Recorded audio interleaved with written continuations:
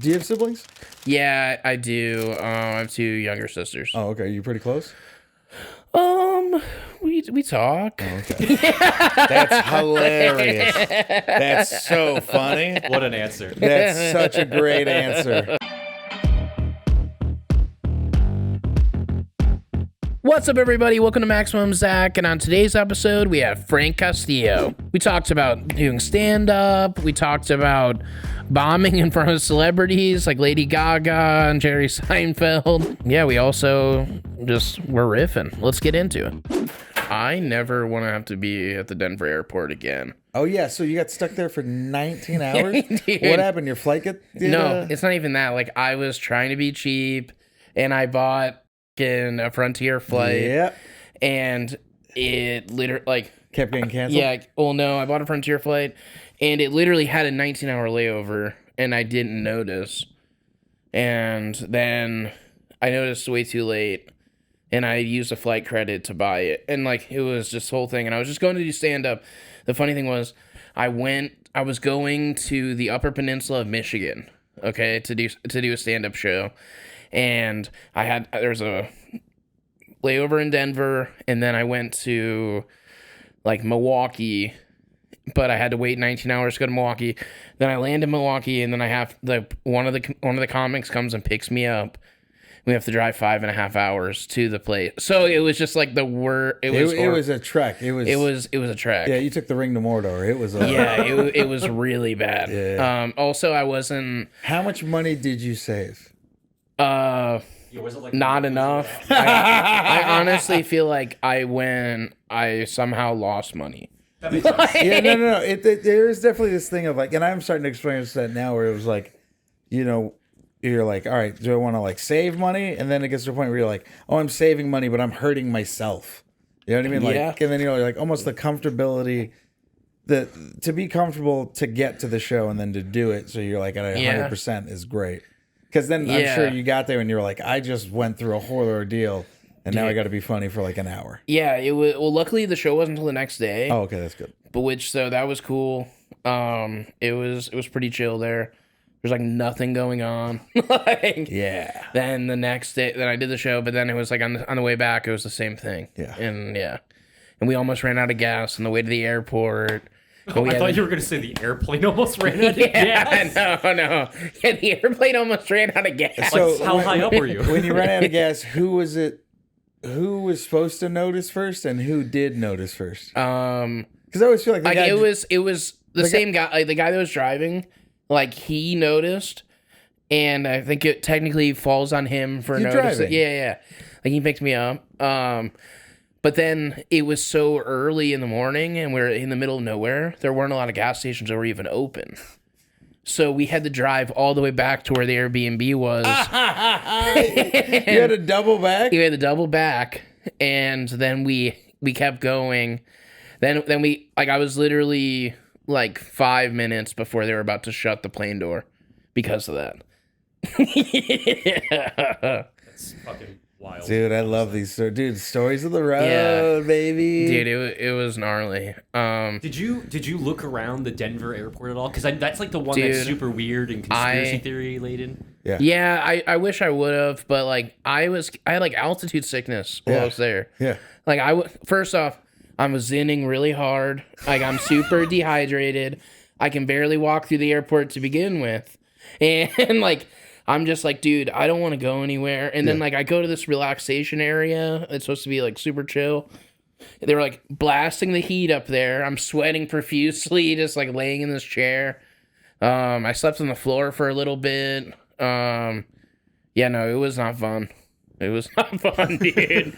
And I was just getting dizzy and feeling like I was gonna puke. Jesus. Oh. I also was just getting over having food poisoning from Chili's. Okay. You got seafood at Chili's? Whoa, wait a second. This is new information. That's not even a seafood themed restaurant. Yeah, what the f***? No, I got the ultimate Cajun pasta, and they also had I've gotten all the stuff at Chili's. And I was I've had the ultimate Cajun pasta before. It was fine. I got it when I was on the road before. And they're okay, instead of just chicken, there's also shrimp in the pasta. Also, pasta chili is not really worth it. But by the way, you didn't even have to tell me. That's crazy. Literally, I've made some like amazing pasta comparatively, but it just seems like a good idea for some reason. It was not. No, I do that too. There's times where I'll like. My wife gets on me. It was like, well, when we go out to eat, I'll be like, I'm gonna try something new, and then I'm like, oh, I hate this. And she's like, why'd you try something new?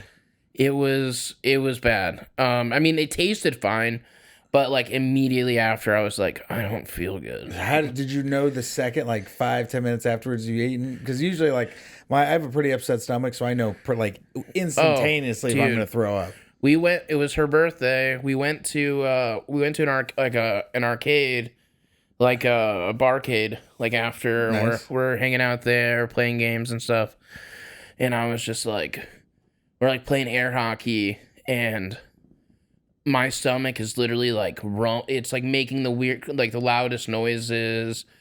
I fucking like, dude, it was bad. Like I knew it was really bad when I was just like, dude, like I don't know if I'm gonna be okay right now. like. And then instantly, like, by the time I got home, it was like, I'm fucking shitting, I'm puking, I'm doing all the stuff. Yeah. And then, so that also, added to the dehydration and also me getting altitude sickness. Yeah. But overall, good set, though? Overall, good set. Nice. They were like, you were better than we thought you were going to be. and then you just shat yourself, and you're just like, thanks. Yeah, literally, that's how it was. Like, dude, I blew up that Airbnb bathroom. Nice. But yeah, so how are you, though? What a segue! Yeah. Dude, I'm good, man. Everything's good. I've been, I started my podcast. I've been doing that. I've been back and forth between Austin, just doing a lot of stand-up sets. Yeah. Doing Moon Tower next year. Oh yeah, that's sick. I was in I booked a bunch of Lowe's commercials. Oh, that's awesome. Yeah, so I've just been enjoying that. Yeah, no, that's amazing. Yeah. That's sick. How did that come about? So Neil Brennan directs a lot of commercials, and then I did a commercial the year before for the roasting Mr. Peanut. Yeah. So ever since then, the casting ladies kind of liked me, so they would like toss me like auditions and stuff, and then like if Neil was directing stuff, they'd toss like me a few auditions. Yeah. And then so I'd always audition, but this was this last one was the first one that like I got, and then it was like a bunch of commercials. Yeah. So it's just been kind of like nice. Like I opened up a savings account in tie-dye and sandals. Hell yeah. And the guy was just like, he was like, "You're an adult now," and I was like, "All right, let's not get too crazy." Yeah. I bought a Lego set. Okay, which one? Which one did you buy? Me and my wife went. We bought a bunch of like I almost bought the Millennium Falcon. Like the big one? Classic. Yeah. And I looked at her. I was like, this is gonna heal a lot of things. Yeah. And it does. Yeah. But then we just got like the regular like the Van Gogh flower ones and stuff. Like they got like cool ones. So we'll do that. But me and when I went and visited my siblings, I bought like a Lego set for my little brother, and then vinyls. Like I've just been spoiling them more than like anybody else. Hell yeah, that's sick. And my mom fucking hates it. She hates it so much, dude. She was like a poor lady growing up, and then she's just like, "Don't spoil them. You're gonna ruin them as people." And I was like, "Yeah, it's good," because she's ruined them. She's ruined them so much. Yeah. Like, I remember I told my sister, I was like, It was like, "You want to go to Disneyland?" And she was like, "No, that's where all the pedophiles are." And I go, "What do you mean?" She goes, "Well, I mean, that's where all the kids are. If you're a pedophile, wouldn't you want to go there to hunt kids?" And I was like, "That's the oh thing." My God, that's insane. I've seen a bunch of. Sometimes I'll just go down YouTube rabbit holes and like, there's multiple documentaries just about that. Yeah, I think she started seeing them. yeah, no, it's wild. Yeah. And Mickey Mouse, dude. Do you have siblings? Yeah, I do. I have two younger sisters. Oh, okay. Are you pretty close? We talk. Oh, okay. That's hilarious. That's so funny. What an answer. That's such a great answer. I didn't have any older brothers or siblings. I just had a bunch of older cousins. So like, now that I'm like an older sibling, I try to, I don't know, I just try to like be better than my parents. That's all we can do as adults. Yeah. Be better than our try parents. to be better than our parents and like not be dead and like 100%. Your parents dead? No. Oh, okay. I thought your parents were dead. No, my mom's dead. But okay. Rest cool. in peace. Oh, sorry. One of my family members is gonna see that. What the fuck? Yeah. No, like. Well, I mean, if it makes you feel better, already kind of better. You know what I mean? Good God. Oh my God. That's so. I mean, he was talking about it a little bit earlier, but you've had a very good rehab journey and a very solid. So I have. So my wife's a therapist. She specializes in that, and she does a lot of family therapy. And then, my family has a lot of like substance abuse. Oh yeah. No, I've definitely dealt a lot with that stuff. I've had a lot of experiences. But yeah, it's been good lately. I mean, like it'll be like 2 years, like in a couple months. So congratulations! It's a very big deal. Yeah, so I'm happy about that. It's easier to do stand up now. Oh yeah, absolutely, absolutely. Did you do stand up drunk a lot? I started doing stand up when, like, definitely. When I started, I was in like a phase of like using. So yeah, it's definitely, but it's easier and I remember things better. I'm not like, what was my joke again? Yeah. Do you also just feel like, I know it's probably scarier, but do you feel like it's more satisfying? Oh yeah, 100%. Yeah, definitely. Hell yeah. Yeah, 100%. And it's just like, I don't want to be like, oh, I'm connecting with the audience, but I mean, it's easier to connect with them. 100%. Yeah. Because it's also like, I mean, when I would do stand up, like I smoke weed and when I go on stage and stuff. But before, like, I'd never like drinking and doing stand up because if I heard myself stumble, it would like freak me out. Yeah. No, I feel that. Yeah, because like I hate when I fucking accidentally stumble on something. Dude, it's one of the worst feelings. And it's like, great, just shoot me now. Because I notice it more than anything. Yeah, 100%. Yeah, when I first started filming sets, I would get laughs and everything, but it's like, dude, I kind of stumble. I would always notice like this little tiny thing where it's like, I kind of stumbled on that, or it's like, I literally stumbled on that really bad, but it was still kind of funny. And it's like, I don't even want to post those clips. It's just like not good. That's so fun. Yeah. But it's good to like rewatch all your stuff because it does make you more aware of like how you are on stage and how like the little idiosyncrasies of the things that you may or may not like, or just things you can improve on. Yeah, like at first I really hated watching. It's like I have to like get myself in a mood to like watch it or listen. I usually just listen to it, and like I guess I probably should watch it too and see what I'm actually doing. Yeah, because I could be like doing some weird hand thing or something. But also like it's when you start to watch your stuff, you start to like realize little extra things that kind of like add to the performance. Like there's a lot of guys that I watch that are super physical and do a lot of face stuff. Not face stuff, but just they sell a joke with like their facial expressions. And then it wasn't until I started watching people like that I started like realizing the extra things I could do to really like add to a bit. Yeah. I've always like wished that I could like have more control over my face. Like, people can like make really wild like facial expressions.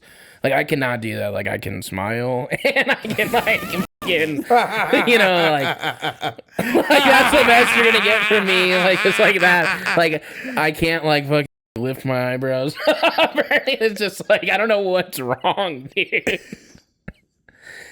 I don't know. Have you tried? Have you practiced? I mean, you look really, I love that you practiced. I love that you tried. Yeah, you should be in front of a mirror doing that shit. Yeah. I don't know, dude. I feel like I'm in a short circuit, dude. Like fucking doing that shit. Like. So how long have you been doing stand-up now?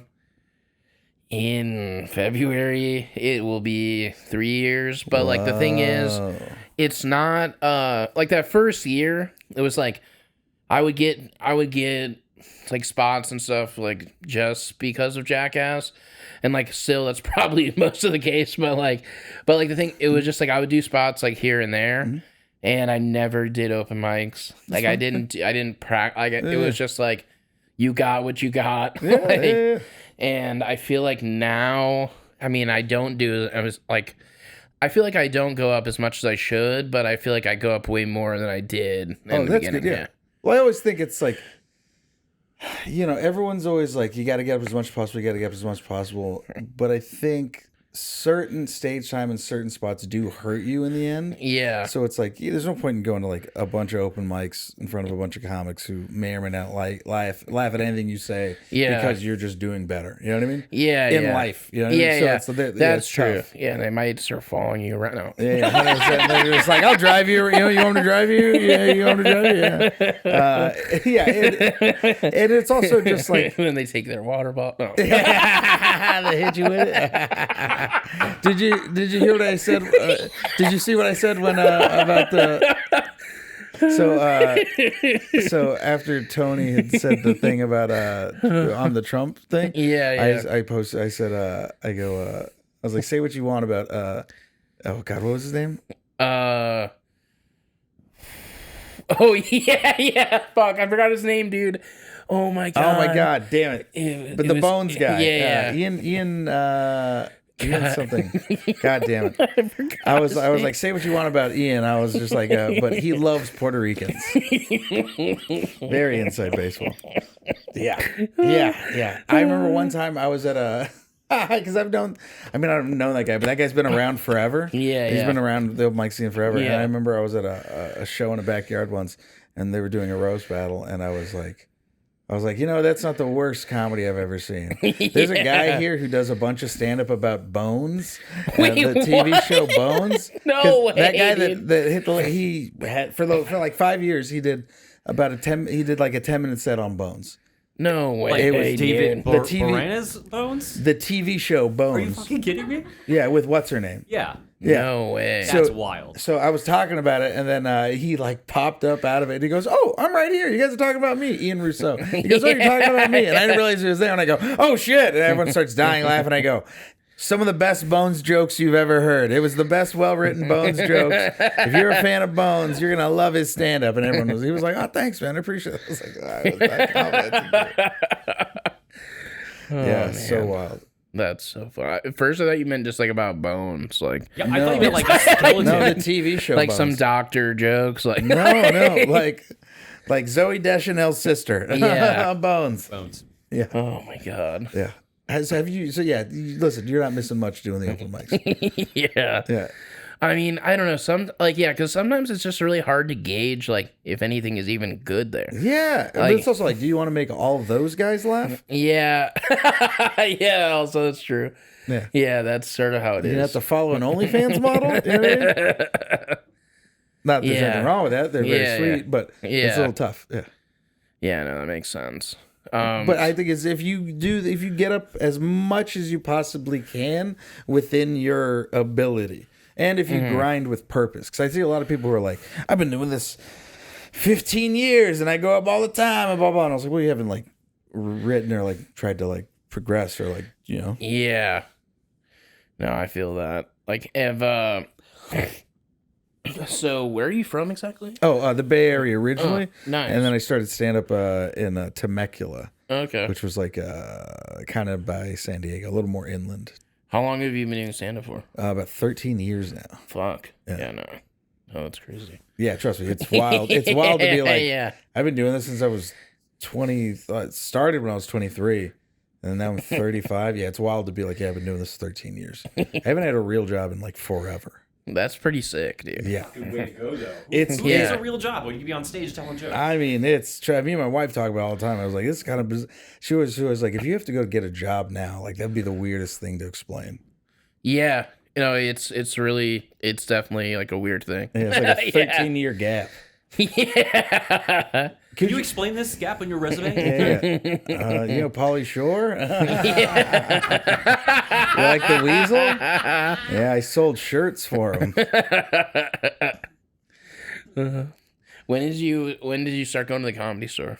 I started when I was when I was 23. I'd kind of started hearing about this. I think I started stand up when I was 21. Mm-hmm. It wasn't until 23 that I started like hearing about the store and like understanding what it was, and like you know, you could look up, like I remember being at the host stand, the restaurant I worked at, like looking up the lineups online, and like seeing Don Barris and Brody and all these people, and so around I think 25 is when I started like trying. It was when I like moved to LA and was like trying to get in and become a door guy, because like a year or two before that I was like driving and doing the bringer shows because I didn't know any better. Yeah. Also, no one does, right? Yeah. And then, eventually I moved to LA, got 2 jobs, worked my way up through the open mic to become a door guy, and then quit the other jobs. And then I was a door guy for like 6 years. How long did that take to work your way up from being a door guy? Doing the open mic to 2 years. 2 years? Yeah, it was 2 years. And then in those, maybe a year and a half to 2 years.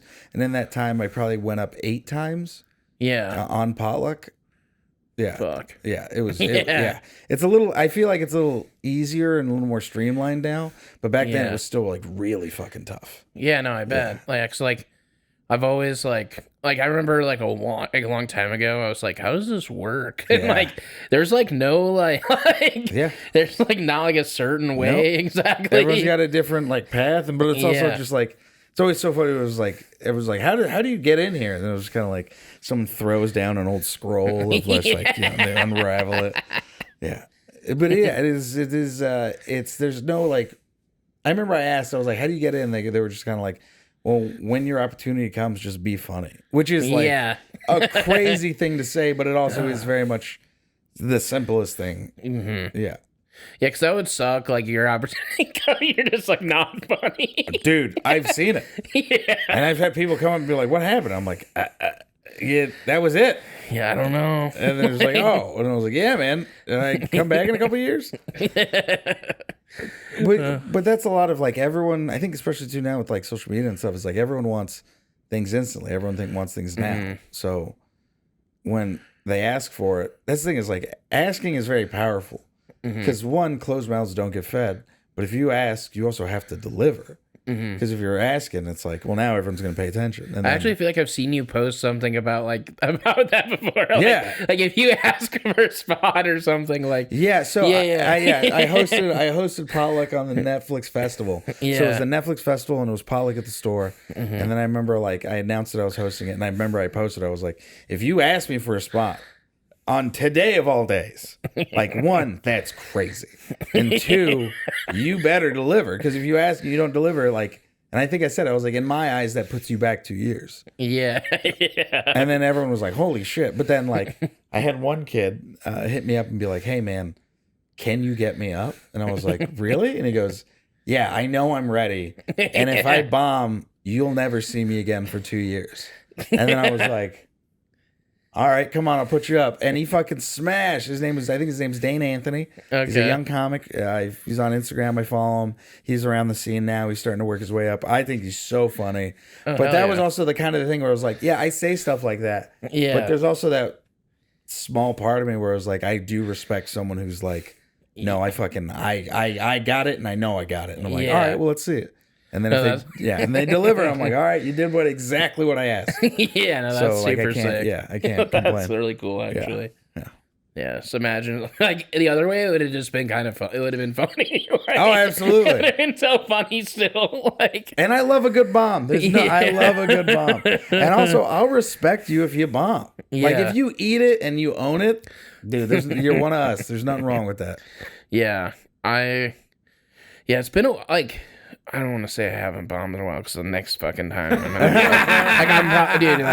like, oh fuck. No, I get it. And it's because it also, like, the more you do it and the longer you do it, it gets to a point where it's like the bombs. It's not that the bombs never happen.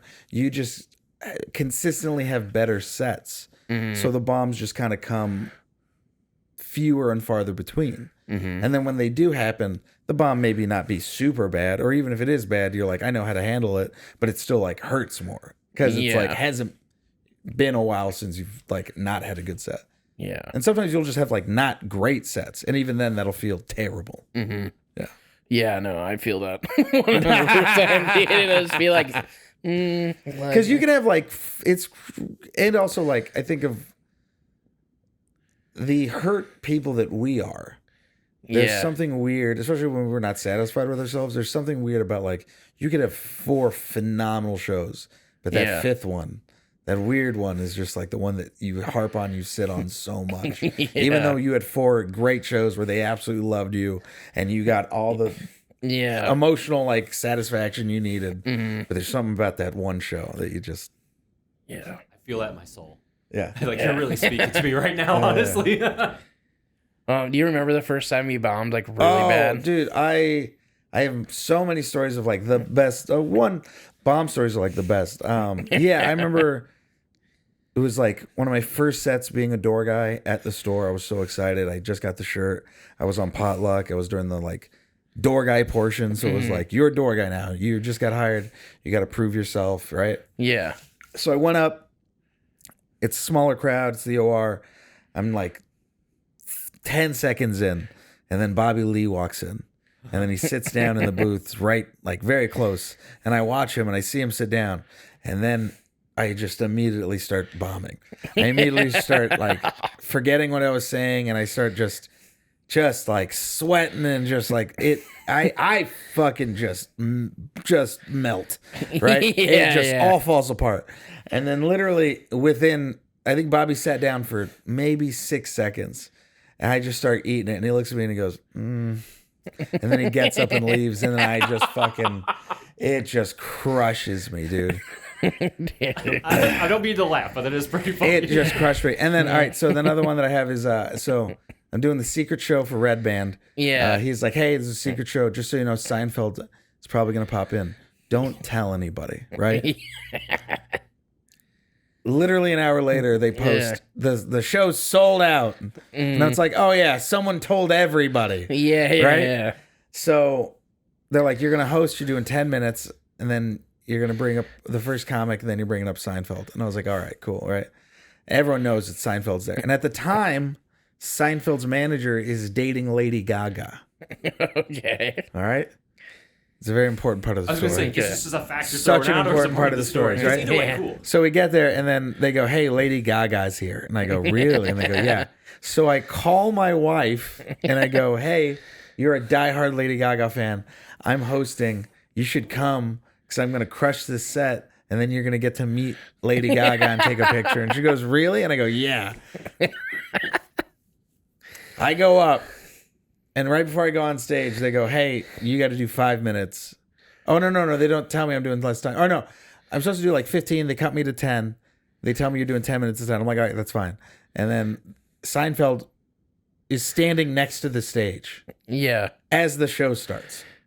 So everyone in the room can see Seinfeld. So then I go up. No one gives a shit what I'm saying. No one cares. No one's paying attention. They're all just staring at Seinfeld because they can't wait for him to go up. I'm eating a dick so bad. It's dead quiet. The talent coordinator for the club that I'm working at as a door guy is there. Adam Egan.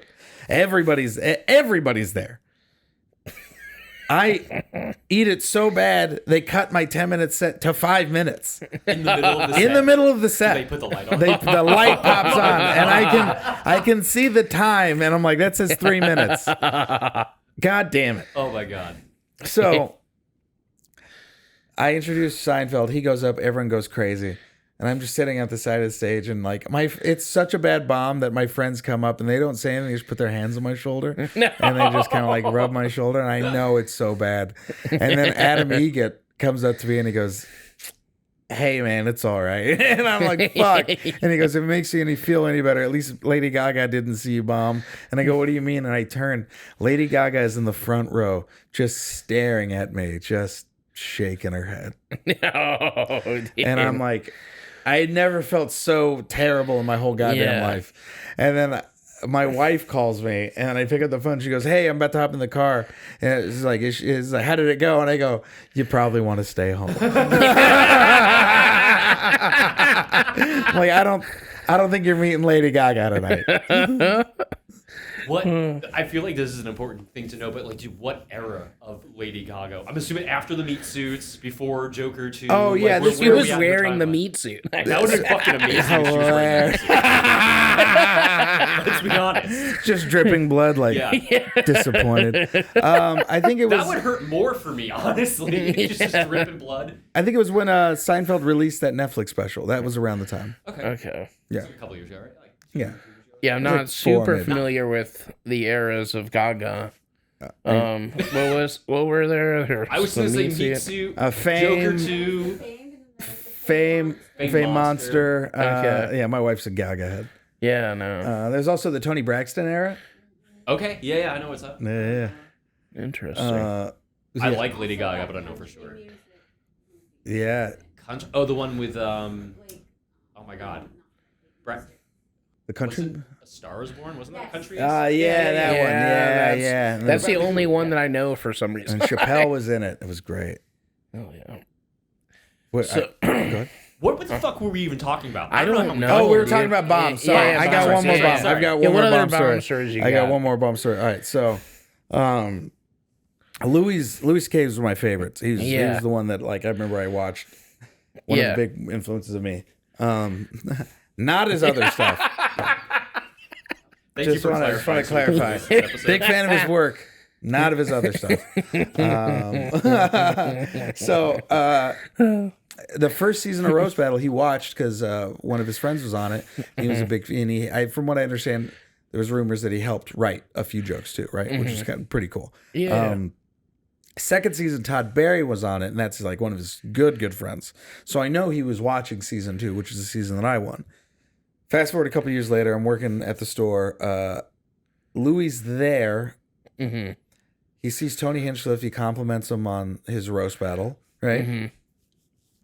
I'm like, oh, this is it. This is my moment. Yeah. We're all talking about roast battle. I just won the new season.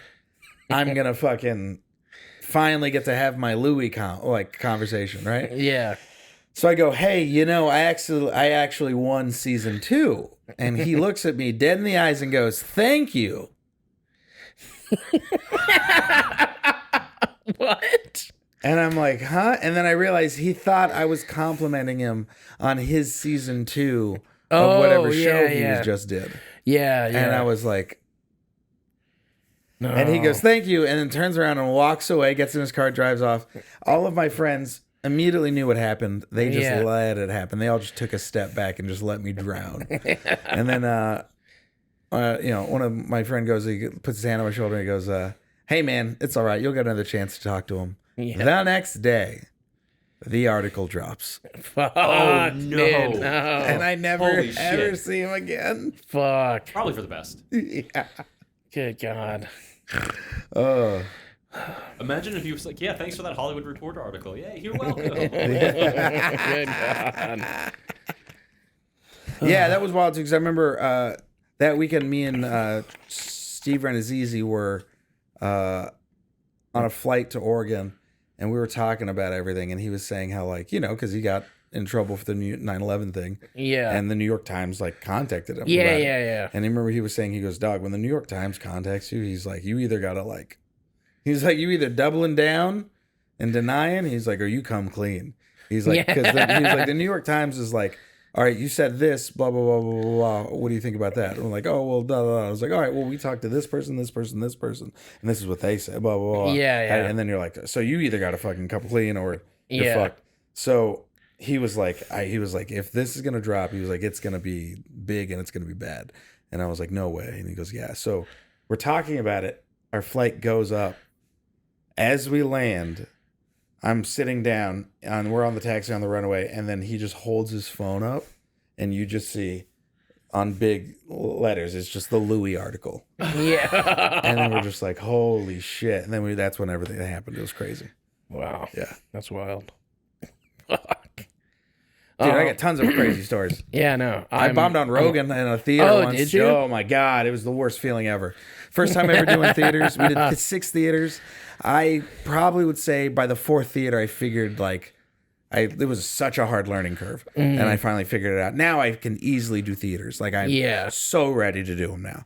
But before I was like, dude, I was shitting bricks. There's no worse feeling than not doing well in front of your favorite comic, and you're in the nicest hotels. You know what I mean? You're just like, I don't feel like I deserve this money.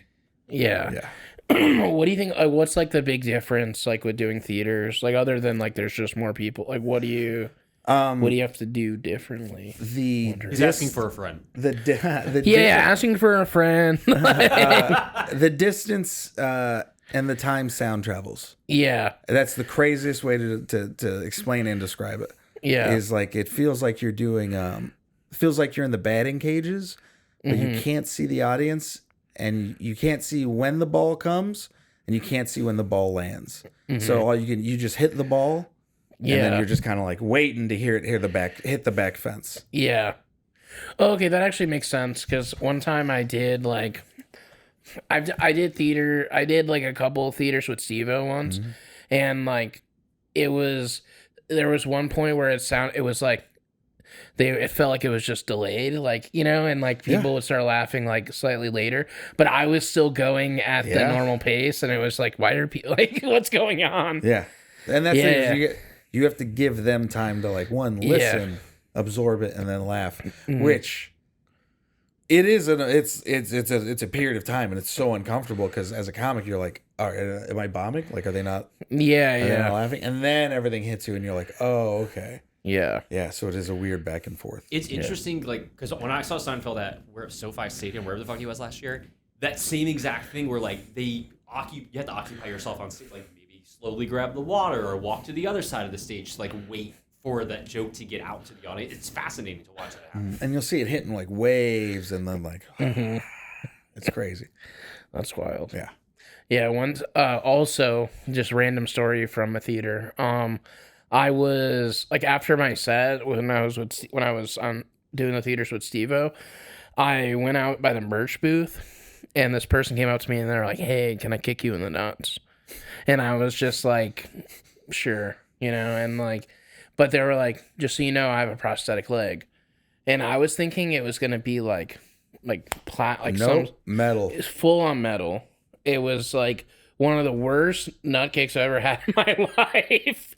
Like, dude, it was so gnarly. Like, and they kicked me once, and they're like, "Oh, that wasn't good enough." And then, like, the second time was horrible. And then I literally just like went behind the merch booth and just like put my head in the corner, and I was just like, Was that before or after your set? It was after. Okay, that's I can imagine doing it before. That's wild to be like, "Can I just kick you in the nuts?" Yeah. You're like, "I'm a big fan." Yeah, that's literally a thing. People do that all the time. So fucking wild. And also, it's like he ain't got no leg, you know? Yeah. Also, another funny thing. Usually, I just say this sort of jokingly at the end of like sets. Sometimes, like if I'm out somewhere, like I don't even have merch or anything, but I'll be like, "I don't have merch, but if you want to, you can kick me in the nuts for $20, like after the show." And no one ever does it. Like no one ever even cares. When I was at that show in Michigan, dude, they were lining up. They had $20, and I was just like, dude, like, I don't want to make $200 tonight. I was like, I gotta make this money.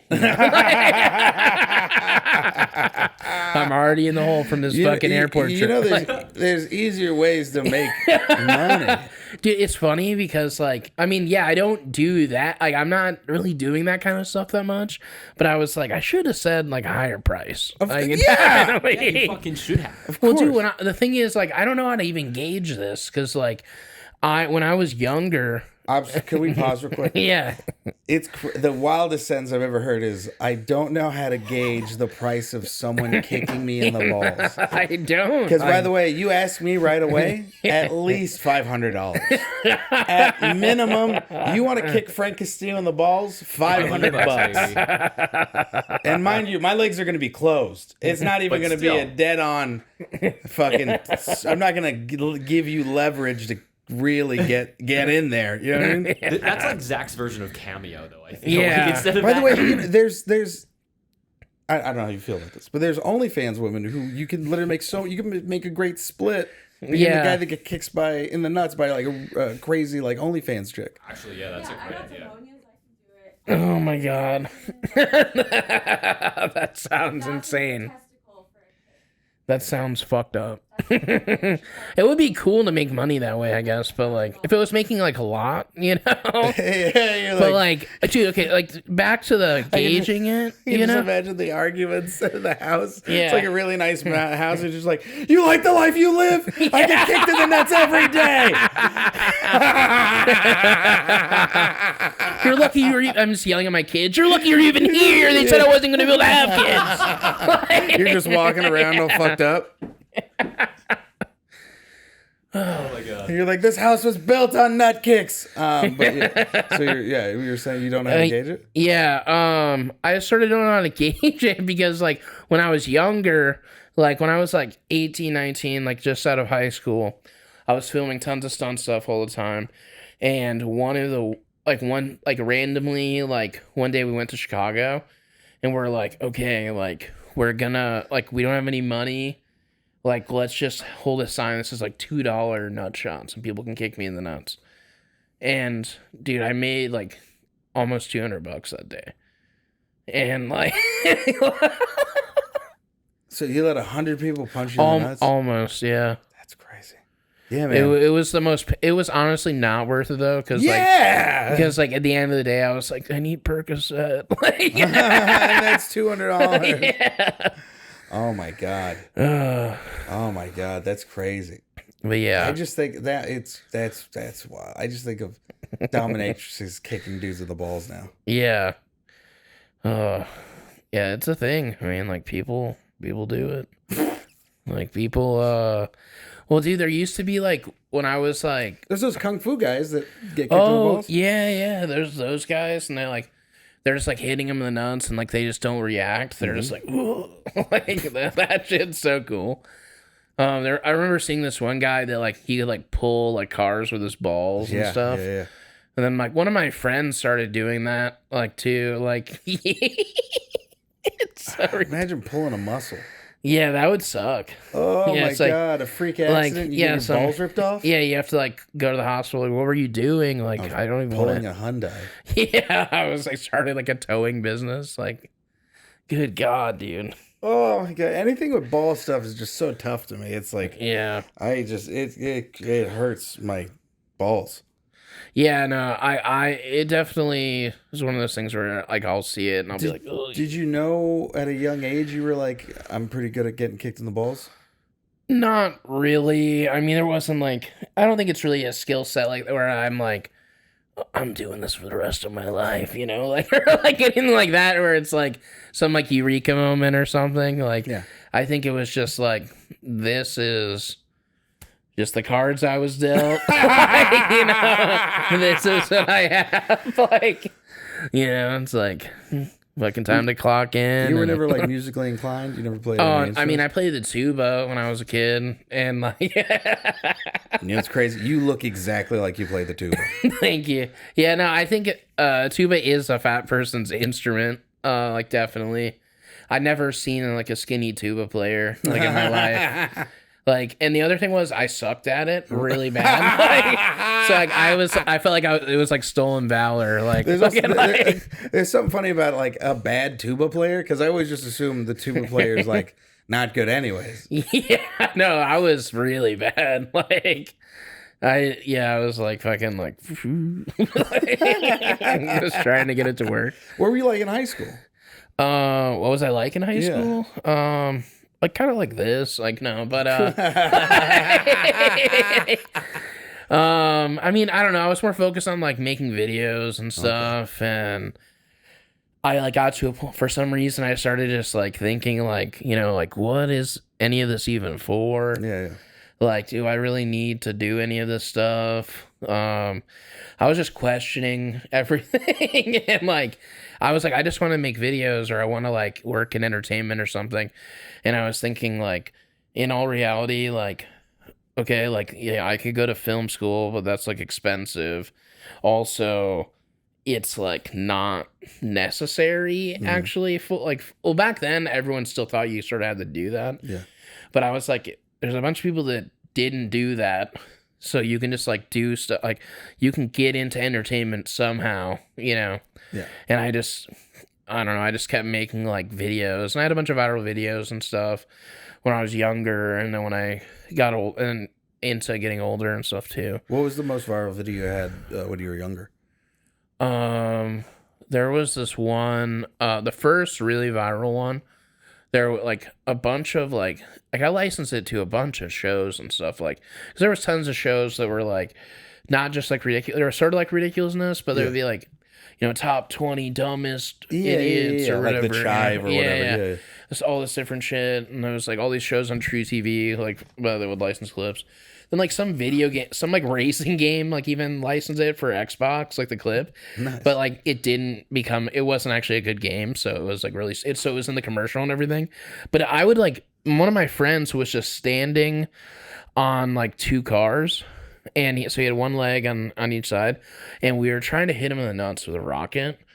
And like it wasn't like just at first we were using model rockets, but then we started using like fireworks, and it was like super pointy at the top. So it goes, and we've been hitting him multiple times, and this thing fucking shoots up, and it gets stuck in his pants. So it's like it looks like it's stuck in his balls, and it fucking is stuck there, and then it explodes. And like it looks really cool. He was fine, like nothing. He didn't even get burned really. But he just looked insane. That was one of the first really like big ones. And there was one I lit myself on fire. That went pretty viral. And there was like people just like, that's not how you burn calories and like stupid shit. Yeah. Oh my god, someone's roasting a marshmallow. Yeah, like shit like that. That Michelin Man's on fire, or like fucking like that's so funny. Just like whatever, like that kind of stuff. And then like then I stopped filming stuff for like a long time. And then the next viral thing was like me fucking jumping onto a skateboard and like breaking it and landing on my nuts. Yeah. The firecracker vest, all that other shit. Oh yeah, I do remember the firecracker vest. Fucking how much did that fucking hurt? Really bad. It was a bad decision. It was like, it was a good decision and a bad decision at the same time. Like it's like ultimately it helped me get seen, but I got second and third degree burns. Do you still have scars from it? No, not really. Okay. I mean, if I get sunburn, it pops up like where it was at. But that's it. So you just have like a bandolier or fucking... Yeah, it started because it was like around my neck and like around here and stuff. But like the first year, it was like, it looked gnarly. It looked super gnarly. Yeah. Is that your closer now when you're on stage? No. That'd be hilarious. You're like, oh, do you guys like that last joke? Well, let's this. Yeah. And you just fucking... That would be sick. That would be super sick. Fucking, so I ask everyone that comes on the podcast this question. Is there anything that you do every day to make sure you reach your maximum potential? Or even something that you frequently do. It doesn't even have to be every day. I wake up and I try to be better than the day before. That's valid. That's a good one. Yeah, a lot of people just be like, I smoke weed, well, which is cool, but it's fine. That works for people. Yeah, but it's also just like, I also know my relationship with weed is just like, it's like, I know it's not the weed. I know it definitely is like the mindset that I have for it. And also it shouldn't be the weed that is the thing that makes me, you know what I mean? Yeah. It's always got to come from within, and it's got to be like myself. Yeah. So it definitely is like the mindset that I have is just like, I try to be humble, try not to be so fucking angry. I try not to let the chip on my shoulder affect the outside world. Oh, yeah. No, that's sick, dude. Thank you so much for coming on the pod. Thank you so much for having me. It was a lot of fun. Hell yeah, dude. Is there anything you want to plug? You can catch me on To Be Frank. It's a podcast I do on YouTube. It's on Spotify and Apple Podcasts. Just follow me on Instagram, Frank Castillo. I post all my dates and a bunch of cool clips. Thank you so much. It was a lot of fun, dude. Hell yeah, dude. Thank you. Oh, sorry. Yeah, go ahead. Did he tell you yesterday that I showed up here? Dude, that's so funny. Yeah, can we talk about that for a second? Yeah, like we should talk about that. That's so funny, dude. No way. Because it was so funny because we did this podcast because it was like, it's so cool to see your journey and everything. And then he was like, yeah, it's cool that you come, you talk about that and everything. And I was like, oh, that is good. And it had me in this mindset of like my relationship with weed and everything. And then it was so funny to show up the day before, high as balls. And I was just like, why isn't he picking up the phone? And I was like, oh, it's Tuesday. Fuck, it's tomorrow. And I literally I got stoned, and I was like, the hour here and the hour back was the longest 2 hours of being like, oh, maybe we should take a little break. Maybe you should rethink how much weed you smoke, Frank. That's so funny, dude. Well, thanks for showing up today. On the right day. Yeah, thanks for showing up again. And thank you guys for watching. And stay maximum. Yeah.